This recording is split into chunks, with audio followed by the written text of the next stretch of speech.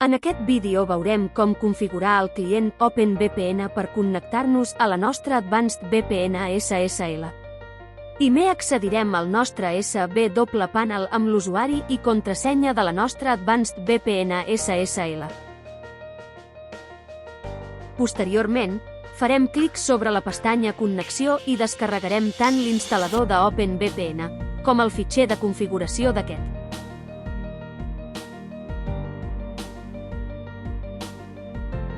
Instal·larem OpenVPN i l'executarem. A continuació, premarem sobre la pestanya Upload File i arrossegarem el fitxer de configuració a OpenVPN.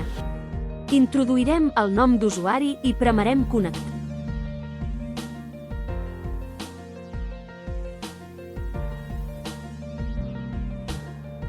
Després, introduirem la nostra contrasenya i premarem sobre OK.